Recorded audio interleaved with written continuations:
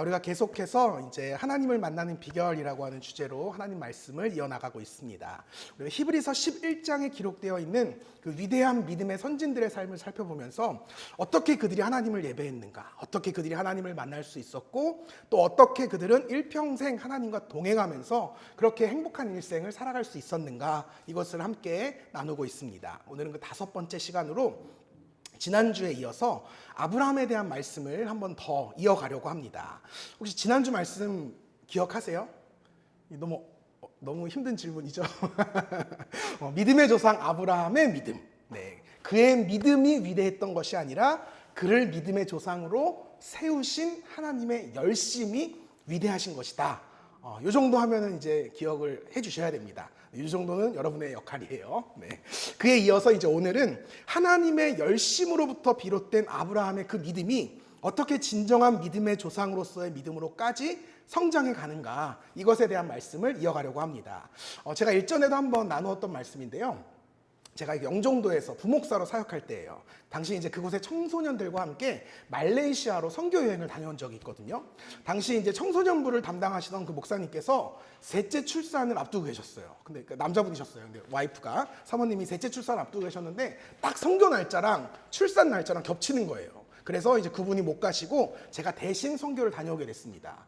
이제 뭐 잘 알지도 못하는 청소년들과 이 37도, 38도에 육박하는 그 뜨거운 날씨에 제가 이제 그 동남아 향을 그렇게 달가워하지 않거든요. 근데 그 달가워하지 않는 동남아 특유의 그 향이 가득한 말레이시아에 딱 도착한 그 순간에 제가 하나님께 기도를 딱 드렸어요. 어떤 기도를 드렸냐? 주님, 제발 빨리 집에 가게 해주세요. 이 기도를 정말 간절하게 드렸습니다. 너무 집에 가고 싶었거든요. 근데 놀랍게도요, 저는 바로 그 말레이시아 선교 현장에서 제 삶의 비전과 방향과 이 목회 철학과 기도 제목까지 바뀌는 놀라운 체험을 하고 제가 돌아오게 되었어요. 저희가 그곳은 이제 원주민 마을을 찾아가서 정성스럽게 저희가 한국에서 준비해간 선물들을 같이 나누었고요. 그들을 이제 교회로 초청해가지고 함께 예배하고 이제 그 식사, 애찬을 대접하는 그런 선교 사역들을 진행을 했거든요. 사실 그렇게 그다지 큰 목표 없이 진행했던 사역이라 딱히 이렇게 큰 기대는 없었거든요. 근데 기대 없이 진행한 사역인데 막상 그 선교 현장에서 마주친 그 하나님의 역사가 정말 그 오순절 성령 강림의 그 현장과도 같은 너무나 뜨겁고 엄청난 역사가 있었습니다. 우리가 사도행전 2장을 보게 되면 당시에 이제 마가의 다락방에 모여서 기도하던 제자들이 성령을 받잖아요. 성령을 받고 방언으로 기도하기 시작합니다. 그러면서 그 기도에 그 성령의 충만한 역사 때문에 꼭꼭 잠가놓았던 마가의 다락방을 싹 빗문을 열고요, 담대히 나가서 복음을 전파하는 장면이 성경에 기록되어 있어요. 그들의 그러한 모습을 성경이 이렇게 증거하거든요. 또 어떤 이들은 조롱하여 이르되 그들이 새 술에 취하였다 하더라.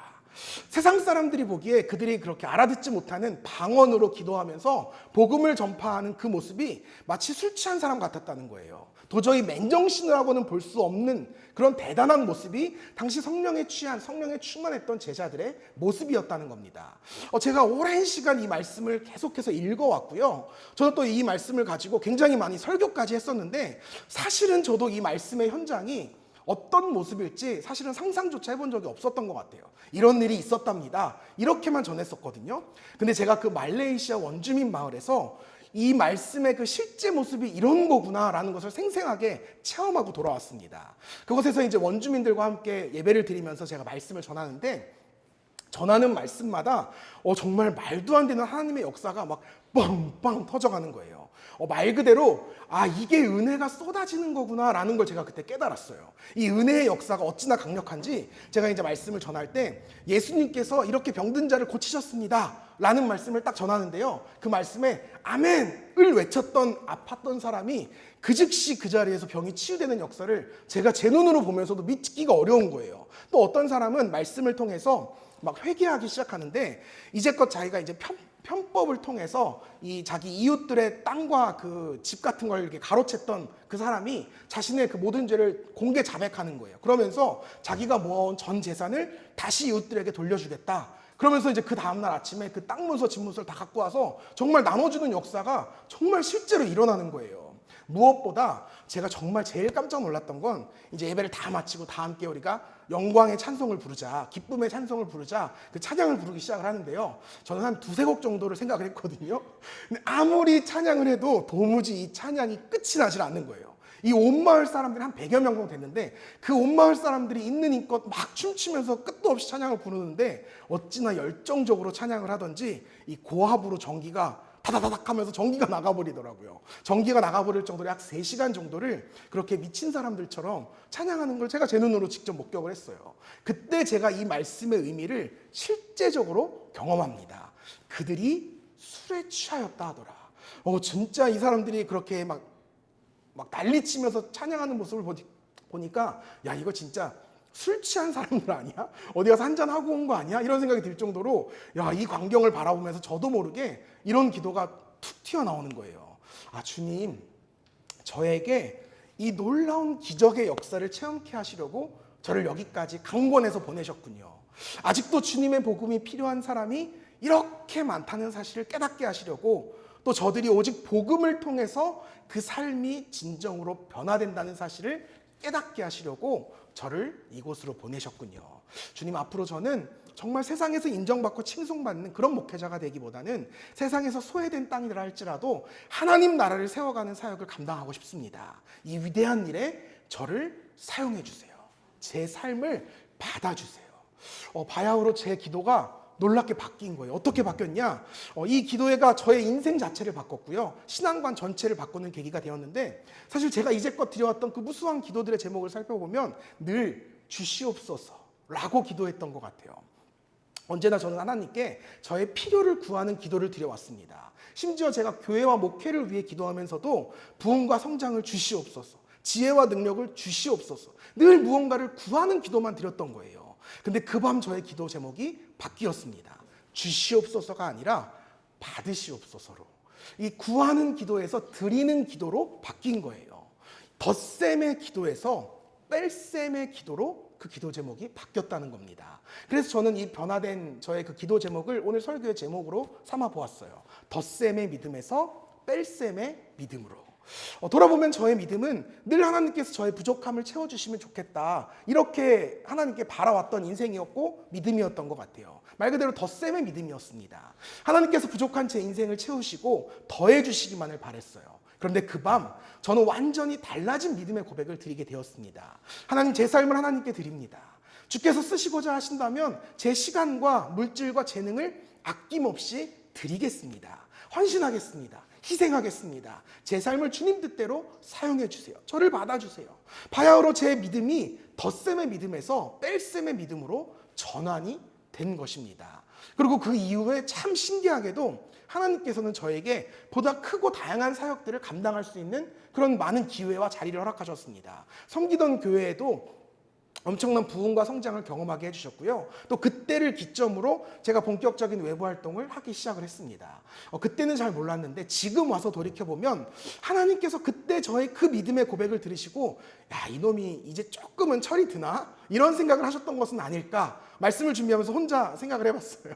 여러분들의 표정이 한참 멀었다 이놈아 이런 표정인 것 같은데 저도 물론 그렇게 생각을 합니다. 지금도 이렇게 철이 들었다는 건 아니에요. 근데 그때에 비해서는 제 마음이 조금은 더 깊어지지 않았나라는 생각을 합니다. 저 혼자만의 생각일 뿐이니까 너무 계속 이렇게 갸우뚱하지 마세요. 제가 이 과정을 겪으면서요, 깨달은 사실이 있어요. 적어도 우리의 믿음이 자라나기 위해서는 반드시 우리가 이 뺄셈의 과정을 통과해야 한다는 사실입니다. 쉬운 예로 여러분들이 잘 알고 있는 요셉의 삶을 한번 살펴볼게요. 요셉이 어렸을 적에요, 홀로 채색옷을 입을 정도로 아버지의 사랑을 독차지했던 사람이었습니다. 당시 채색옷은 족장의 상징이었어요. 그 채색옷을 입고 일을 할 수가 없잖아요. 관리자의 상징이었습니다. 그러니까 그는 12형제 중에 11번째 아들이었거든요. 그래서 원래는 채색옷을 장자가 입어야 되는데 아버지가 요셉을 어찌나 편애하고 사랑했던지 요셉한테, 11번째인 요셉한테 그 채색옷을 입혀버린 거예요. 그러니까 이제 그 어려서부터 이미 그 족장의, 그 부족의, 그 가정의 후계자로서 그 특권을 누리면서 요셉이 살아오고 있었습니다. 하지만 그랬던 그를 시기한 그의 형들이요, 이집트의 노예로 팔아버리죠. 더욱이 그 속에서도 억울한 누명을 뒤집어 쓰고 감옥에까지 갇히게 됩니다. 찬란했던 그의 인생이 한순간에 나락으로 전락해버리고 말았어요. 플러스의 인생에서 마이너스의 인생으로 한순간에 그의 인생이 바뀌어버린 겁니다. 그러나 우리가 너무나 잘 알고 있죠. 아버지의 사랑을 독차지 하던 요셉의 그 더하기의 인생과 이집트의 노예로 팔려가서 억울하게 감옥에 갇히기까지 했던 빼기의 인생 중에 어떤 인생이 결국 그의 인생의 궁극적인 유익이 되었는지 우리는 이미 너무 잘 알고 있죠. 만약 그가 계속해서 이 채색옷의 플러스 인생만을 살아왔더라면 그는 그저 한 가족을 부양하는 족장에서 멈출 수밖에 없었을 겁니다. 그러나 노예와 감옥이라고 하는 마이너스의 인생을 통해서 그는 전 세계를 다스리는 이집트의 총리에 이르기까지 엄청난 성장을 이루어갈 수 있었던 것입니다. 여러분, 이것이 바로 뺄셈의 믿음을 통해서 하나님께서 자신의 사람들을 성장시키시는 방법입니다. 오늘 본문 말씀에 등장하는 아브라함이 바로 그 실질적인 예입니다. 하나님께서는 아브라함이 딱 100살이 되었을 때 비로소 약속하셨던 아들 이삭을 주세요. 여러분, 그 아브라함이 100살의 아들을 얻었는데 그 얼마나 기뻤을까요? 너무너무 기뻤을 것 같아요. 평생 이 아내 사라와의 관계 속에서 아들을 못 낳을 줄 알았는데 무려 100세의 나이에, 불가능한 나이에 아들을 잉태한 거예요. 얼마나 이 아들 애지중지 키웠겠습니까? 아마도 그 아들 이삭은 아브라함 인생 최고의 보배이고 보물이자 정말 그 행복 그 자체였을 겁니다. 그렇게 정말 더 없는 행복 속에 지내던 이 아브라함에게요, 어느 날 하나님이 딱 찾아오세요. 왜 찾아오실까요? 창세기 22장 1절에 보면 그 답이 나와 있는데 이 말씀을 좀 같이 읽어볼게요. 시작.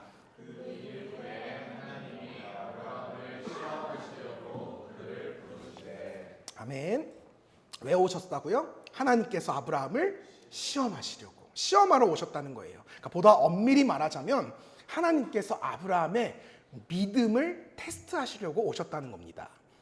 그렇다면 여기에 한 가지 궁금점이 생기죠. 왜 하나님께서는 다른 때도 아니고 아브라함이 한창 아들 이삭과 행복한 한때를 보내고 있는 바로 이 시점에 그의 믿음을 테스트하려고 하신 것일까요? 그 이유는 하나님께서 보시기에 바로 딱 지금이 아브라함의 믿음을 한층 업그레이드 시켜야 할 분명한 타이밍이었기 때문에 그렇습니다.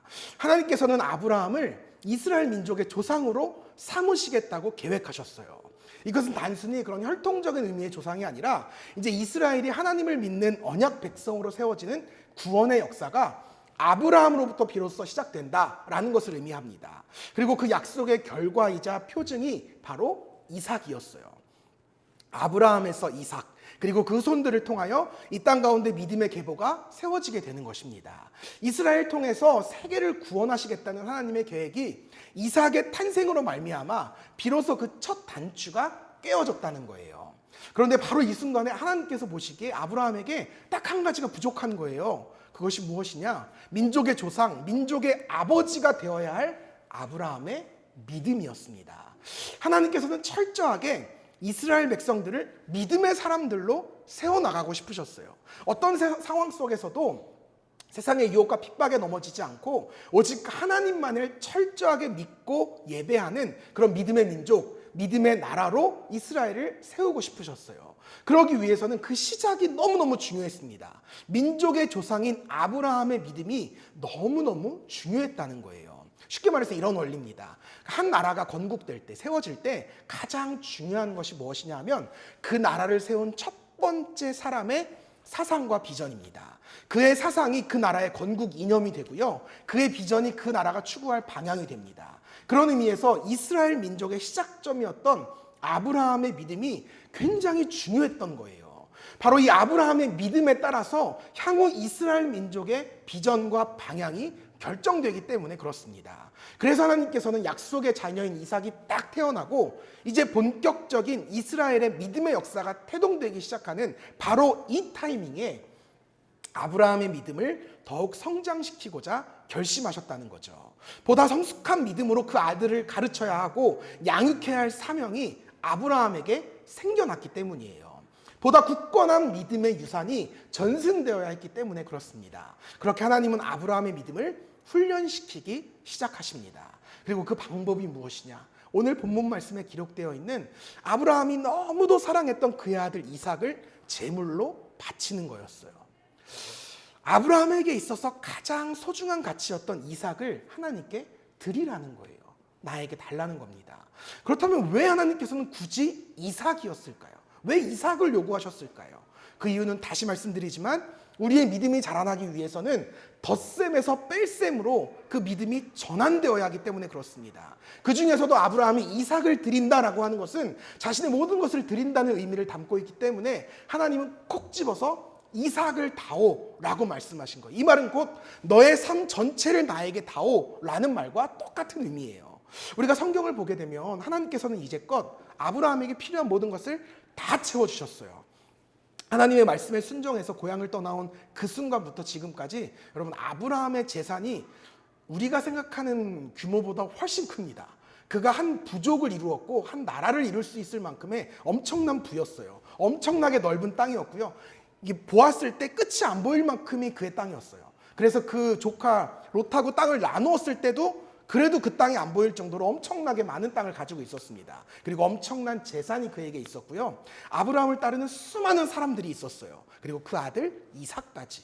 하나님께서는 아브라함이 한 민족을 이루기까지 필요한 모든 것을 이미 다 채워주셨습니다. 그런데 이제 와서 갑자기 그 모든 것들 중에 가장 소중한 아들 이삭을 바치라는 거예요. 늘 모든 것을 주시던 분께서 처음으로 이제는 나에게 다오라고 요구하시는 거예요. 이제는 그의 믿음이 자라나고 성숙해야 할 타이밍이 되었기 때문입니다. 거듭 강조하지만 하나님께서는 늘 우리에게 좋은 것을 주시는 분이세요. 그러나 정작 하나님께서 우리의 믿음을 한층 더 단단하게 하시고 성숙하게 하시고자 하실 때는 도리어 내게 있는 것을 과감히 가져가십니다. 우리의 인생이 덧셈에서 뺄셈으로 전환되는 때가 있다는 거예요. 바로 그때가 하나님께서 나의 믿음을 반석과 같이 단단하게 하시려는 하나님의 티핑 포인트라는 겁니다. 물이 끓어서 수증기로 변하는 그 임계점, 그 임계점이 바로 이 순간이라는 거예요. 우리가 하나님에 대한 믿음이 그렇게 깊지 않을 때는 늘 하나님께 하나님 주시옵소서, 주시옵소서 이렇게 기도합니다. 정말 어린아이 같은 믿음이죠. 늘 구합니다. 물론 이것이 나쁘다는 것이 아니에요. 어린 것이 나쁜 것은 아니잖아요. 그러나 이미 나이도 찼고요. 덩치도 컸는데 난 더 이상 아이가 아닌데 계속 아이처럼 쫄라대면 그건 또 문제입니다. 나이가 굉장히 많이 먹었고 덩치도 컸는데 아이처럼 굴면 우리가 어떤 생각이 들어요? 야, 이거 문제가 있는데 이런 생각이 들잖아요. 하나님도 마찬가지시라는 거예요. 우리가 자라나야 돼요. 우리는 성숙해야 됩니다. 그 어른이 되어야, 어린이가 아니라 어른이 되어야 우리는 쓰임받을 수 있습니다. 여러분 잘 아실 거예요. 어린아이 100명이 있어도요, 어른 1명의 일을 감당하지 못해요. 저희 집에 아이가 2명 있는데요, 전혀 플러스의 기능을 하지 못합니다. 계속 아무리 뭘 시키고 부탁을 해도 전혀 집안 살림에 보탬이 되지 않아요. 그런 존재입니다. 그냥 사랑스러운 존재일 뿐이에요. 마찬가지로요, 어린 아이와 같은 그런 믿음으로는 결코 하나님 앞에 쓰임받지 못해요. 하나님의 나라가 세워지기 위해서는 어린아이 100명의 믿음보다 훈련받은 어른 1명의 믿음이 필요하다는 거예요. 그렇기 때문에 예수님께서도 자신을 따랐던 그 수만 명의 무리들 가운데 딱 12명만을 선택해서 자신의 제자로 삼으셨던 겁니다. 왜 예수님의 선택이 그 수만 명 중 단 12명이었을까요? 그 이유가 무엇이었을까요? 예수님을 따랐던 그 수많은 사람들 가운데 딱 이 12명만이 자신의 삶 전부를 들여 자신의 십자가를 지고 예수님을 따랐기 때문에 그렇습니다. 그리고 실제로 바로 그들을 통해서 온 세상에 복음이 전파됐고요, 세상이 변화되어 갔음을 우리는 기억해야 합니다. 이처럼 하나님의 사람들을 성장시키는 하나님의 방법은 언제나 덧셈의 믿음에서 뺄셈의 믿음으로 그 믿음이 전환되는 것입니다. 여러분 성경을 유심히 보세요. 이제껏 아브라함의 기도가 어땠는지 아세요? 언제나 주세요였어요. 하나님 좋은 땅을 주세요. 좋은 사람들을 주세요. 재물과 권세를 주세요. 아들을 주세요. 자녀를 주세요. 근데 이제는 바뀌어야 될 필요가 있었다는 거예요. 이삭을 드립니다. 드립니다로 바뀌어야 될 타이밍이 됐다는 겁니다. 그렇지 않고서는 그 다음 단계의 믿음으로 성장할 수가 없었기 때문이에요. 바로 이 과정이 오늘 본문 말씀이 우리에게 증거하는 아브라함이 진정한 믿음의 조상으로 세워져 가는 티핑 포인트라는 겁니다.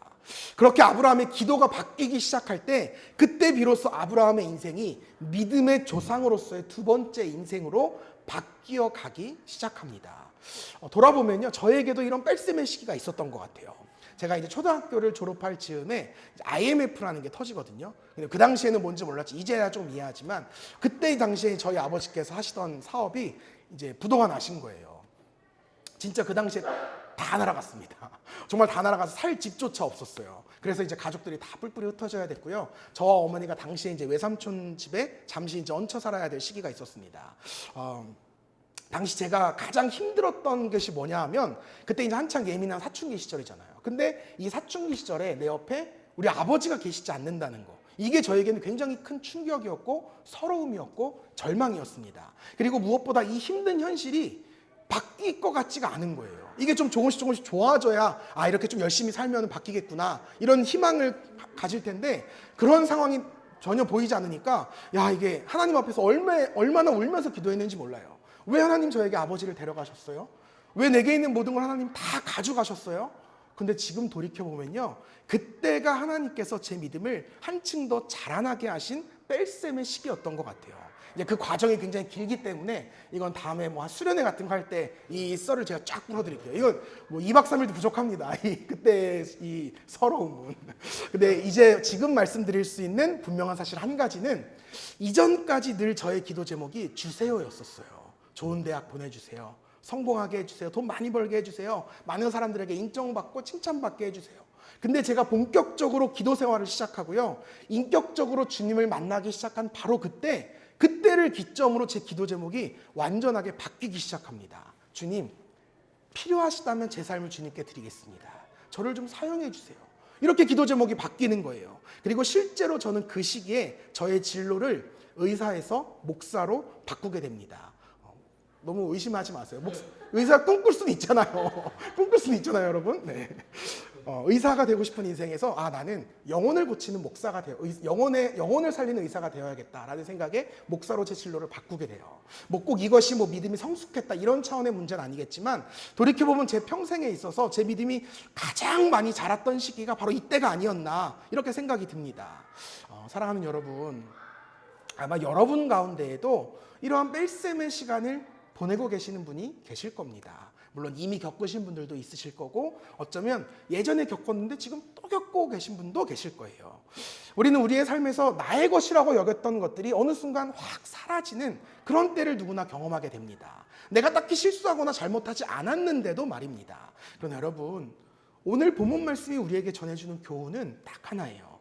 이런 뺄셈의 시기가 결코 우리 인생의 위기만은 아니라는 사실입니다. 물론 힘겹고 버겁습니다. 지치고 외롭지요. 분명 고난이 맞습니다. 하지만 여러분, 이것을 절대 고난으로 끝난다고 생각하지 마세요. 도리어 바로 이때가 하나님께서 아브라함의 믿음을 시험하시고 그를 진정한 이스라엘의 믿음의 조상으로 세우셨던 바로 그 타이밍이라는 사실을 기억하시기 바랍니다. 바로 이때가 하나님께서 여러분의 믿음을 더욱 크게 성장시키시고 나아가 본격적으로 하나님의 일을 맡기시고 동역하시고자 하시는 하나님의 타이밍이라는 사실을 여러분들이 꼭 기억하시면 좋겠습니다.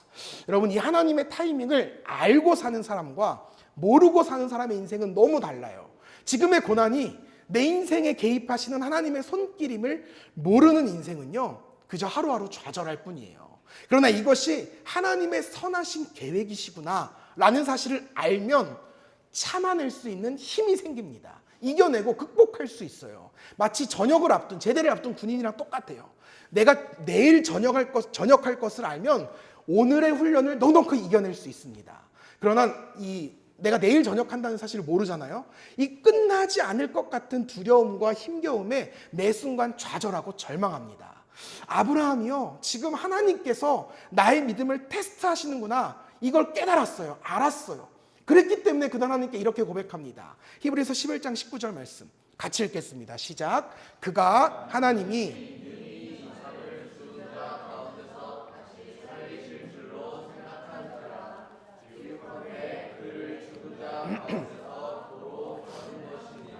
아멘. 지금이야 우리가 이제 예수님의 부활을 알고 믿기 때문에 부활이라고 하는 개념이 우리에게 있지만 아브라함 당시만 해도요, 부활이라는 개념 자체가 없었어요. 한 명도 죽은 사람이 다시 태어난 경우가 살아난 일들이 없었거든요. 하지만 그럼에도 아브라함이요, 이삭이 이렇게 죽어도 다시 살아날 것을 믿습니다 라고 하는 믿음이 그에게 생겨났어요. 이 말은 곧 불가능한 일을 가능케 하시는 하나님을 내가 신뢰합니다, 의지합니다 라는 표현을 담고 있는 것입니다. 이런 의미예요. 하나님, 저는 반드시 이삭을 통해서 믿음의 계보를 세워가시겠다는 하나님의 신실한 약속을 믿습니다. 설령 이 자리에서 그가 죽는다 할지라도 하나님이 그를 다시 살려내서 그를 통해 믿음의 역사를 세워가실 것을 믿습니다. 분명히 저의 상식과 이해를 뛰어넘으시는 하나님의 선하신 계획이 있음을 믿습니다. 그리하여 약속하신 대로 이삭을 통해서 이 땅 가운데 믿음의 역사를 이루어 가실 것을 믿습니다. 그러니 하나님, 제게 가장 소중한 이삭 하나님께서 데려가신다면 드리겠습니다. 저는 하나님의 선하심을 믿습니다. 이것이 이삭을 바치던 아브라함의 신앙 고백이었어요. 이전과는 많이 달라졌죠. 더 이상 하나님께 붙들려서 강제로 가나안을 향해 끌려가던 아브라함이 아니에요. 더 이상 가나안 땅에 기근이 들어서 바로 기근이 드니까 바로 짐 싸서 이집트로 피난 가던 그런 아브라함이 아니에요. 더 이상 자기 살자고 자기 아내를 자기 누나로 속여서 이집트 파라오에게 바치던 그 시절의 아브라함의 믿음이 아니라는 거예요. 더 이상 자신의 지식과 경험에 비추어서 모든 것을 판단하고 결정하던 그때 그 시절의 철없던 믿음의 아브라함이 아니라는 겁니다. 아브라함의 믿음이 이전보다 많이 자라났어요. 많이 성숙했어요. 비록 이해가 되지 않아도 내 상식과 내 경험과 내 생각에 맞지 않는다 할지라도 하나님의 생각이 나보다 더 크고 높으시다라는 것을 인정하기 시작합니다. 하나님의 선하심을 굳게 신뢰하기 시작해요. 나의 낮음을 인정하고 하나님의 높으심을 깨닫는 것. 이것이 바로 뺄셈의 시기를 통해 성장한 아브라함의 성숙한 믿음이었어요.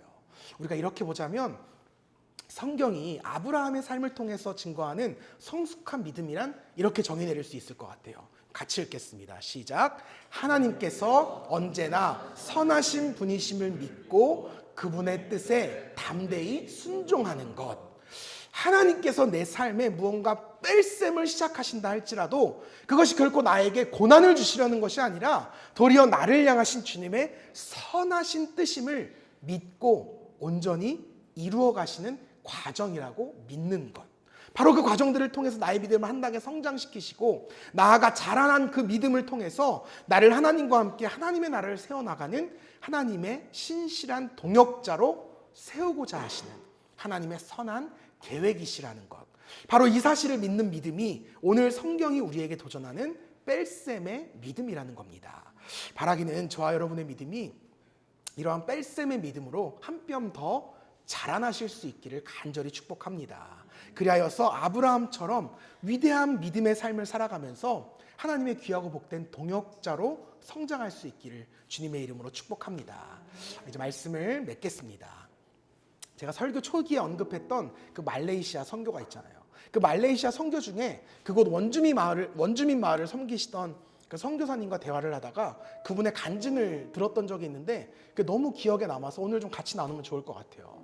선교사님께서 이제 그 말레이시아에서 사역을 시작하기 전에 어느 큰 교회에 부목사로 사역을 하셨답니다.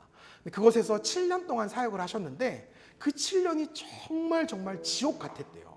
너무너무 힘들었답니다. 단순히 뭐 일이 힘들었다 이런 개념이 아니라 늘 나보다 더 출중해 보이는 다른 목사님들과 이 스스로 자꾸 비교를 하게 되잖아요. 비교하면서 오는 그 열등감 때문에 우울증도 걸리고 대단히 힘들게 목회를 감당하셨답니다.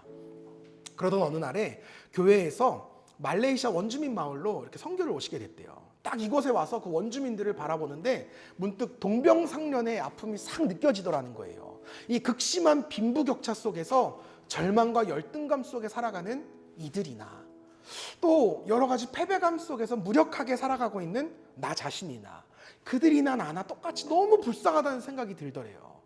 그러던 하루는 이제 사역을 다 마치고 가만히 이제 바닥에 넣어서 거기가 이제 그 집 천장이 없거든요. 그냥 이렇게 네모나게 막아놓은 게 집이에요. 거기에 다 가만히 누워 있으면 당연히 하늘이 보이잖아요. 하늘을 멍하니 이렇게 보고 있는데 수없이 오염이 안 돼 있으니까 수없이 많은 별들이 어찌나 반짝반짝 빛나던지 그 별들을 멍하니 보고 있는데 문득 눈물이 팍 터지더랍니다. 그리고 그 순간 자신을 향하신 하나님의 음성이 이렇게 들리더라는 거예요.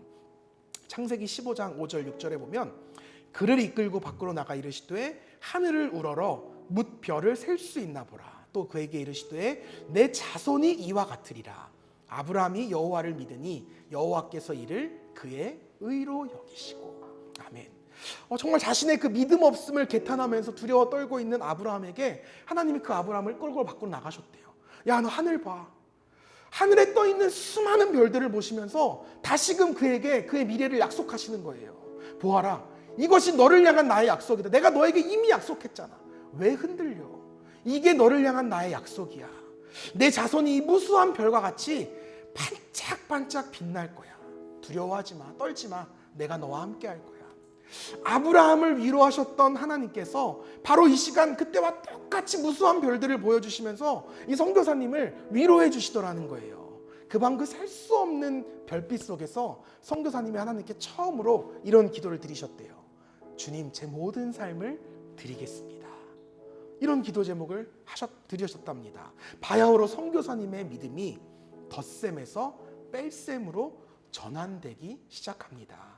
그 이후에 이제 그 교회에서 파송을 받아서 이 말레이시아 원주민 마을로 선교를 나오셨대요. 그리고 지금까지 약 20년 동안 그곳의 원주민들을 계속해서 섬기시면서 성실히 사역을 하고 계신데 너무 기쁘시다는 거예요. 너무 기쁘대요. 더 이상 자신은 루저가 아니라는 거죠. 이전과 같은 루저가 아니라 매일 매순간 승리의 인생을 살아가고 있다는 겁니다. 사랑하는 성도 여러분, 어쩌면 우리의 인생도 이 선교사님의 인생과 별반 다르지 않을지 모르겠어요. 우리는 여전히 누군가의 비교 속에서 열등감 속에 좌절도 하고요, 절망도 하고 그렇게 살아갑니다. 하나님을 믿는데 왜 내 인생은 늘 이 모양인가? 하나님을 믿는데도 왜 자꾸 나는 실패하고 넘어지는가? 그러나 여러분, 만약 여러분들이 지금 그러한 고난 가운데 있다면 결코 그 고난을 고난으로만 끝내서는 안 돼요. 우리는 그 고난 가운데 배워야 됩니다. 성장해야 되고요, 성숙해야 돼요. 하나님께서 지금 나에게 뺄셈의 믿음을 가르치시려고 내 삶에 이렇게 구체적으로 개입하고 계시는구나. 이 사실을 우리가 절대 잊어서는 안 됩니다. 하나님께서는 오늘도 그 뺄셈의 믿음을 통해서 우리의 믿음을 더욱 자라나게 하시고 성숙하게 하세요. 그리하여 결국에는 하나님의 나라를 함께 세워갈 존귀한 인생으로 거듭나게 하실 줄 믿습니다. 여러분 기억하세요. 선하신 하나님은 반드시 선한 것만 주십니다. 때로 내 생각과 달라요. 때로 다 내가 이해하고 헤아릴 수 없어요. 내 삶이 너무 버겁고 힘겨울 수도 있어요. 그럼에도 여러분, 하나님을 믿으셔야 됩니다. 하나님께 내 삶을 맡기셔야 돼요. 아브라함처럼 하나님 앞에 전적인 신뢰와 순종을 올려드리는 저와 여러분이 되기를 주님의 이름으로 축복합니다.